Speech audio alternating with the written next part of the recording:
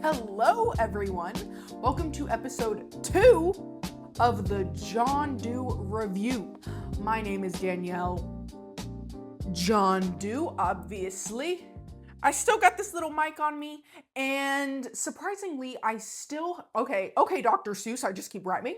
I just have great timing. Okay, I'm gonna stop.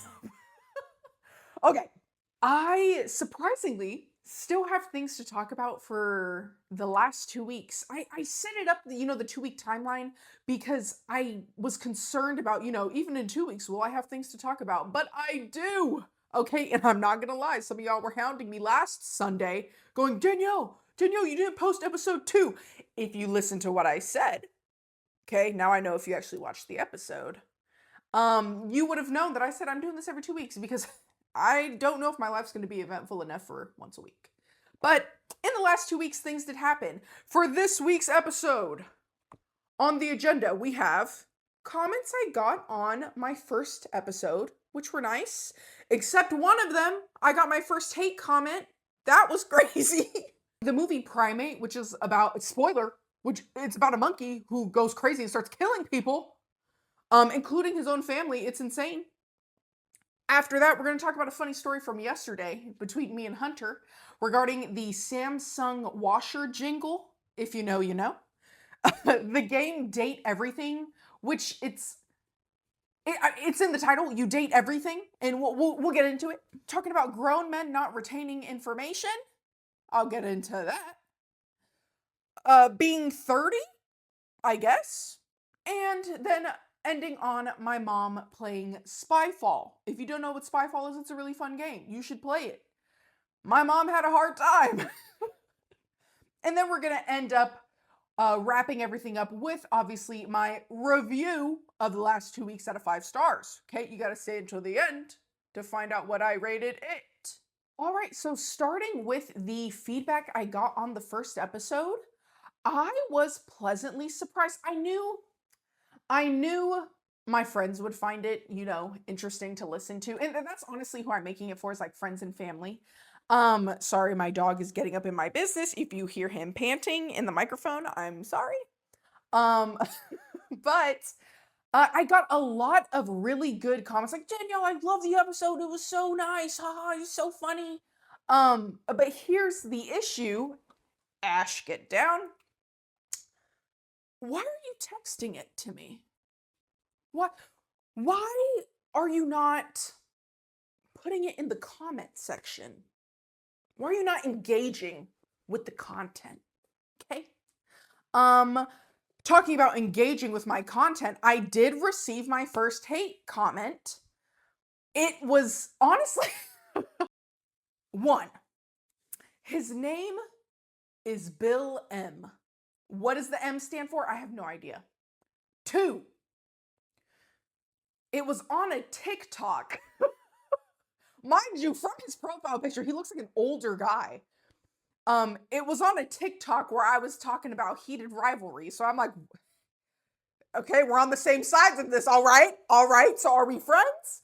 And 3, I don't know how to describe the emotion I feel when I really think back on how the comment made me feel. I almost want to say grateful that he went easy. And so let me explain. The comment was, quote, boy, is this woman annoying, with 3 exclamation points. So he really meant it. He was really serious about that comment. And if you had asked me, before I started making these videos, well, what do you think your first hate comment's gonna be? I would have said, like, I don't know, shut up, fugly bitch. I don't know. I imagined it would be something where I'd be like, ugh, that was good. That wasn't very nice. But for it to just be, boys, this woman annoying, I had a giggle. I had a giggle from Bill M. And obviously I had to look at his profile. He's an older guy. He reposts videos from like other accounts, but like it's not a repost that he's doing. It's like a screen record. I don't know, girl. But he he he got blocked expeditiously. He got blocked expeditiously. And now I feel like like when I first saw the comment, my first thought was, Mom, I made it! Like I'm famous. Because you hear online people say, "Oh, you know you're famous when people start leaving hate comments and you get haters." Mind you, this account has what, like 5 followers, and the TikTok account I have has even less, I feel like. And the heated rivalry TikTok got over 1,000 views, but most of that's people just watching it and then scrolling by and not paying it any mind. But the fact that he felt strongly enough to leave that comment, at least he engaged. And you know what? If my receding hairline was that bad, I'd be mad at everything and everyone. I'm sorry. He's blocked and I've moved on. Is a little part of me a little curious to see what he would have commented if I didn't block him, if he just was like a returning character in my life. Maybe it would have been, I don't know, like freaking PU, shut this lady up. I don't know. But I feel like I would have gotten a giggle, but I was advised to just block him and not allow that energy. And I said, okay. So Bill M is blocked. On to our next story. I saw the movie Primate, which I knew it was about a monkey that starts going crazy. Okay. Do I recommend watching it? Yeah, sure, if you're about that life. I'm super into horror. The first death in the movie, really graphic. And then the rest of the deaths are kind of like, ooh, ow, that looks like it hurts. My issue is this family not only had a pet monkey, chimpanzee, excuse me. They had a pet chimpanzee, which strike one. If I would never, ever have a pet that I couldn't punt across the room if they got crazy with me. if I can't pick you up and look at you in your eyes and not be afraid to die, something's wrong. Something's wrong. So that was their first mistake. Second mistake, they live on a cliffside in the middle of nowhere. Spoiler alert, the chimpanzee got rabies, and they didn't know that could happen because apparently Hawaii, you can't get rabies, but he got it somehow. Yeah, and he killed a bunch of people, and I left that movie just thinking, that would never be me. Now, on to the Samsung, I think it's Samsung. The long ass washer song. If you know what I'm talking about, it's like, okay, I need to give you context and you're gonna think, if you've never heard it before, I recommend you pause, go look it up, then come right back. But if you're too lazy for that, I understand. I'm gonna try to edit what it would be like to live with this washer in your home. You could be talking about anything, and you gonna know when your laundry's done. I feel like we're just not right for each other anymore, I feel like you've been very distant. I've just felt really neglected in our relationship, and work has been stressing me out a lot, and I've been working overtime to help with the bills and help support us, and now I'm considering taking up Saturdays, but that just means I only have one day off a week, and it's just all a lot. And you forgot our anniversary. Like, do you even love me? Go fold your fucking laundry. Okay, so if you've never heard it before, you're going to think I'm lying. I kid you not. It feels like it's 45 minutes long. And I mean, and I get it. Their goal is like, you gonna know when your laundry's done. But it's a little excessive in my opinion. But what's so funny about it is I keep seeing TikToks online where people will be, doing different scenarios and that song's playing in the background. So I was telling this to my friend and Hunter goes, oh yeah, our washer does that. And I look at him and I'm like, no, it doesn't. Because I'm thinking of a jingle I've heard from it and it's way shorter. And he goes, no, like it really does. And he's like, oh, who usually does the laundry? And I was like, it's true. Hunter typically does do the laundry in our house. But I was like, no, I've never heard it. Like I would remember if I heard it because I grew up with that washer or dryer, whatever it is. And I've been in those scenarios where, you're in the kitchen talking and you hear bing, bing, bing, bing, bing, bing. And so I was like, surely I would have noticed. Let me tell you how petty this man is. We finished the conversation and I'm like, no, we don't, that's not our jingle. Like, what are you talking about? He then, I don't know what he's doing. I just know that he goes back to where our laundry is. And, I'm talking with my friend still. And I then hear the song coming from our laundry room. So I'm like, shit. Okay, he was right. And so I look at him.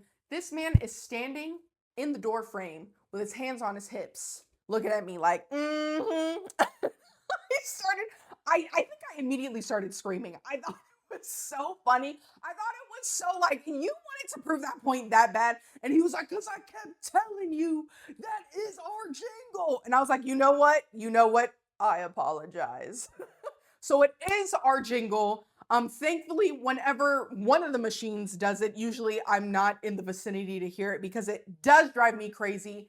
But also a part of me really wants to get a washer or dryer that does the jingle because at this point, I just have to keep up the trend. Like I feel like it's a part of me at this point. And you know what? You should get one too. We could all be friends and have the same washer jingle. So after that happened, we started playing this game that me, Hunter, and my friend have been playing called Date Everything. And the premise of the game's in the title, right? You can date everything. You could date your couch, you could date your TV. There are some surprises in there though. You can date your existential dread. That was a surprise. Is he hot? Sort of. A ripped body, head of a ping pong ball. If you're confused, I'm confused too. Look it up. But we're getting to the point in the game. Like in the beginning, you're just discovering, they call it dateable objects. With your date viators, those are the glasses that help you date things. We were doing that mainly just discovering people, and now we're getting into like, really building relationships, becoming friends with people, becoming enemies with people, becoming lovers with people. Look, did we romance River the Water? Yes, her character design was really cool. Did we take a bath together? And it said she caressed us in places. Also, yes. Do I know what that means? Maybe? All I know is she's in love with us. Okay, but why I'm talking about date everything, let's talk about the food you can date. Mitchell Lynn. Here's my beef. We were building a genuine connection. I feel like he really understood us. We liked him. We isn't because there's three of us playing this. We are vetting these people to come into our lives. Be vulnerable with. Mitchell Lynn was one of those people. Because sometimes you meet someone and we know, okay, we're gonna be enemies, or okay, we're more on friend vibes. He was like, no, I could see it. I could see it with you. He was taking us on dates to different restaurants, obviously, because he's a foodie. We went to Koa the Couch's Hawaiian and Korean fusion place, and it was really nice. The food was great. It was kind of romantic. Did we kiss at the end of the night? Of course we did. Okay, the vibes were vibing. I'm thinking, he's such a great guy. He's so kind. He's so friendly. We had another great date, ate some great food, kissed, he blushed. We show up the next day because I'm one of those people who I will ask, what are we? I can't live in this limbo. He friend zoned us. And you want to know why Michelin friend zoned us? Because he has a crush on the fucking front door. Is Dorian the front door hot? Yes. But why waste my time? Why let me open up myself to these feelings for you to go, actually, I'm still trying to bang the front door. We can be friends though. Have we been back to visit him since? No. Fuck Michelin. But after we calmed down, and by we I mean mainly me, but everyone else was also upset. Everybody was like, "What the hell, Mitchell? Like I thought this was real." After that, we met up with Stella, the staircase. She's an older woman. She was hot. But as we were getting to know her, we realized she was in a pyramid scheme. And she was doing that thing, they all do. They have that look in their eyes and they're like, no, this is great. I'm making so much money. There's so much room for growth. All you have to do is also do it. You could work under me and then we'll both be under my boss and then my boss will be under his boss and then we'll just all make so much money and then you recruit more people. And it was a whole thing. We tried to explain it to her, but when they're at that age, it's just they really got to see it to believe it. So we left her to her own devices. We haven't really chatted with Stella yet. And so after Stella, we were kind of, damn, Stella didn't get the message, like we were trying to help her and she's pushing back. You don't know what you're talking about. Okay. So we go to check out Scandelabra, the candelabra, right? If you don't know what a candelabra is, I didn't know that was the formal name for the thing with the arms that holds the candles, like the guy from Beauty and the Beast. That's called a candelabra. I didn't know that. This one's kind of an asshole, but we were like, let's go talk to Scandelabra because he is kind of funny. Pull up on Scandelabra. He was polishing his knob. I don't know what that means. I don't know how to feel about it. Was he making noises? Yes. Yes, he was. So yeah, after that, we called it a night. All right, wrapping up this episode with how many? 1, 2, 3 little short bits. First bit, grown men not retaining information. So for my job, I have to talk to primarily guys, and sort of primarily guys who are either a little older than me or like way older than me. Some of them are younger than me, like fresh out of high school. And all this job has taught me is people don't retain anything, including information about themselves. Story 1. Hey, Jesse. I don't know. I'm picking a random name. Hey, Jesse. What's your middle name? Because I'm filling out paperwork. I got to put down your information. You know what our boy Jesse says? A name that I've never heard before. It's not crazy. Like it's not like, whoa, what did you just say? It's just, ooh, I haven't heard that. How do you spell that? So I asked, yeah, man, how do you spell that? You know what he said to me?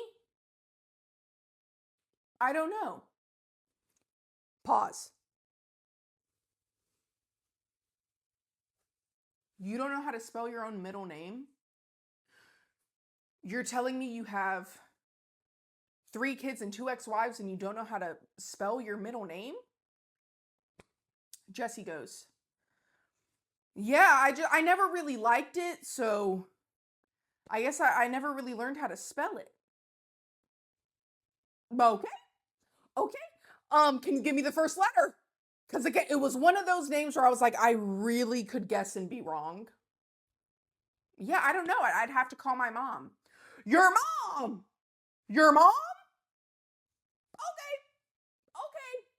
All right. Story 2. There's this thing called FAFSA, right? It's student aid, right? If you're one of those people who says FAFSA, you're wrong. Read what's on the page. It's FAFSA. The acronym is FAFSA. I've had people, students correct me. Oh, I thought it was FAFSA. So you're telling me you can't read? You can't read from left to right? It's FAFSA. It's like when people, side note, it's like when people read my last name as Wandu, because I know they're flipping the A and the U. And I go, no, no, no, no, no. Read left to right. That's besides the point. How FAFSA works, I don't know if it does this for all colleges, I'm assuming, but school has to start. Then you have to check into all of your classes for the government to believe you when you say, no, I'm actually going to use this money. Like, I'm actually starting school. Give me the money. So I tell every student who takes it out, it's going to take about 2 weeks, bud. And they're like, oh, okay. And I'm like, yeah, it'll be fine though. It'll just take 2 weeks. Make sure to check into your classes. Did a third of them not do it? Yes. And did I have to call them? Yes. The first day of school happens. Second day of school happens. Third day of school happens. You want to know what I was doing for the majority of that day every time I had a student? Hey, Miss Danielle, I was just calling because I noticed in my account, my FAFSA didn't release. And so in the beginning, when it was, the first 10 maybe who called me about it or came in person, yeah, no, remember I said FAFSA takes about 2 weeks. You'll see that money probably after next Friday. Okay? But it'll get to you. It'll get to you. And they're like, oh, thank you, Miss Danielle. And they're always so sweet.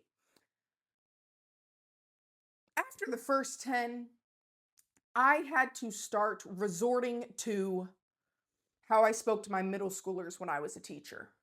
All right, they walk up, grown man, wife and kids. One of them, he had called me multiple times, and I told him the same shit every time. And then the last time he came, mind you, if I don't pick up my phone, he calls repeatedly and then will leave repeated voicemails. And then he'll also email me. And I answer all of them. And then on the last time he came, he comes in person and he goes, yeah, Miss Danielle. No. He was trying to see our accounting person. And so I see him walking to accounting and I'm like, I already know. So I pull up to him like, what are we going to make his name? Tyler, what you doing here, bud? Oh yeah, Miss Danielle. I'm trying to pay for my books. Anyways, he's like, yeah, I'm trying to pay for my books, but I don't see it in my account. So I pause, and then I put on my voice. I go, okay, so let's think back. What did I say when you first got registered for classes? Say hi to Flint, he's here. What did I say when you first got registered for classes? He goes, that it would take a second. What else? That I gotta check into my classes. I did that already. Okay, when did I say the funds would release though? This Friday. Really close though. Next Friday. There we go. It's not like I told you 5 times over the last 2 days, Tyler. But I'm here to help them, so I can't complain. I'm doing my job, right? But it's just genuinely mind-blowing. Like, I knew it was a thing, but when I started this job, I was like, ooh, it's a thing. So my message to you guys out there, don't be one of them. Don't be one of them.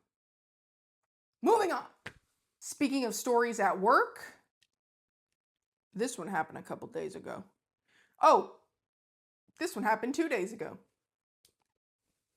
So we have a new person working the front desk. She's really nice. And she's only a couple of years younger than me. Like, I'm 25. I'm about to be 26.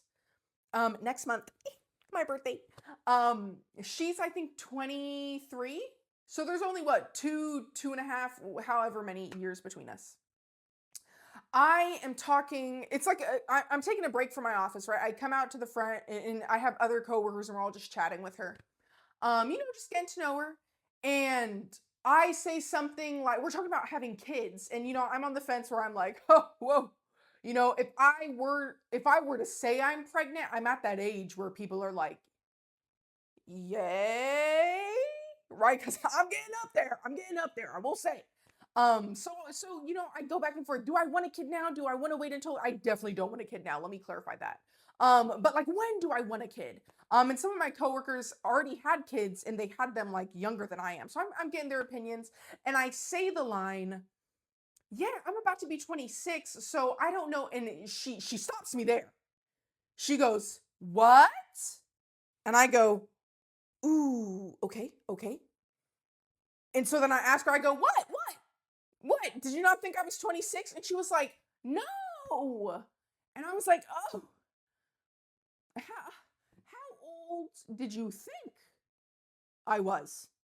And she just has a look on her face, so I immediately know it's bad. And I don't think she meant anything by it, but I could see it in her eyes. I'm like, "Ooh, you know that I'm gonna be upset." And she goes, "No, I thought you were in maybe your 30s."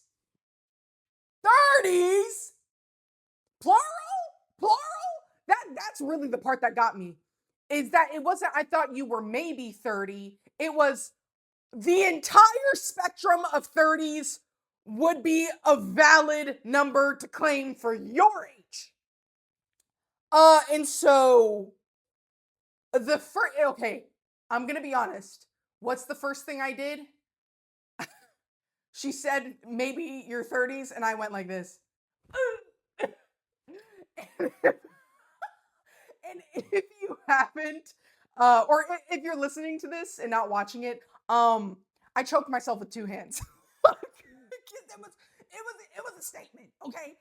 And you know what? You may be watching and be like, I was thinking the same thing, or I was thinking 40s, and you know what? You're entitled to your opinion.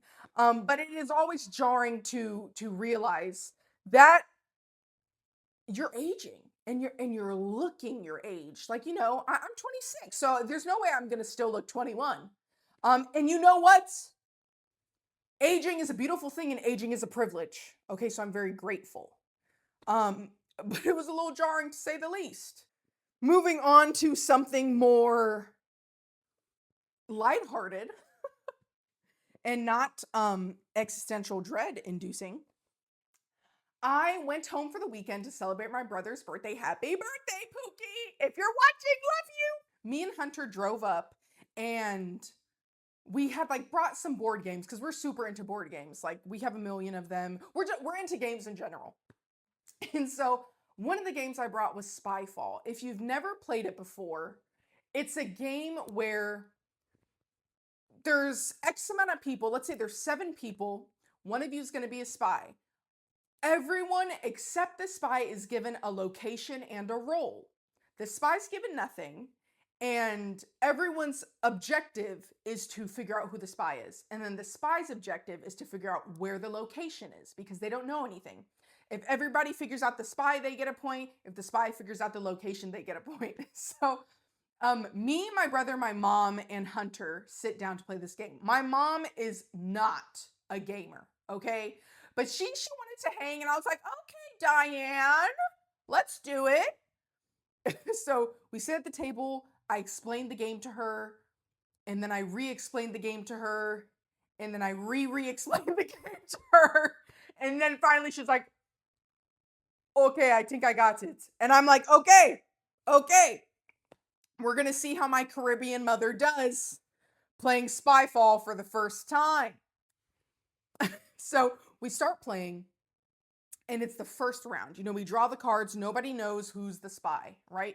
And how you deduce who the spy is you ask each other questions. Like let's say the location was a submarine, and I go, hey, if you were to open the door, would that be a good thing or a bad thing? If you weren't the spy, you'd probably say, like, you don't want to be too obvious about the location, right? So you could say something like, oh, it wouldn't be the best. But if you were the spy and you didn't think, to play it vague enough, you would go, yeah, it'd be a great thing, fresh air, hear the birds, right? And then everybody would know you're the spy. So we're doing that. We're asking each other questions. And in the middle of these questions, kid you not, it's been maybe 3 minutes of us, doing these questions and going around. My mom goes, oh, and I look at her.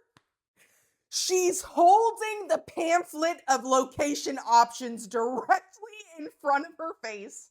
And she goes, quote, "I think I know the location." And so I think I immediately started screaming. Like my brother and my husband started dying. And while that's happening, she goes, "Stadium." Mind you, the location was jail. So it was not, I think she said that right after a question was like, "Oh, do a lot of people go here? Or are there a lot of people here?" And please ignore my dog. Do you want to be let out? Pause. All right, get out of here. Okay, back to the story. So yeah, it was after a question where I think she picked up that, there are a lot of people in this location. So she was browsing her options very obviously. And I don't know how we didn't pick up on it until she said something. But yeah, she says that we all fall out laughing and she's like, what? Am I right? Am I right? And we're like, no. We're like, we're in jail, Mom. And she's like, oh. And so then she doesn't realize what she did wrong, and we had to re-explain, like, hey, if you're the spy, you have to try to blend in because then you don't win because we immediately know it's you. And so after that, she figured it out, and then we played some more. And then we ended up playing another game called Skulls, which is like basically like a almost like a bluffing card game, similar to the same vibe as poker almost. And when we were finished with that game, she was like, "Oh, I like this one more." And we were like, "I'm sure you do, Mom." So that was a really cute trip. I was glad to see my family in Dallas because that's where I'm from. But overall, now I have to rate the last 2 weeks out of 5 stars. I'm gonna give it, or them, 4 stars. Look, I've started the year off really well, Last episode, I was coming back from my honeymoon, all of that high. And these past 2 weeks, I got to hang out with friends, play games, and see my family who lives a couple of hours away. That was pretty awesome. Well, folks, that's it for this week. I hope you enjoyed.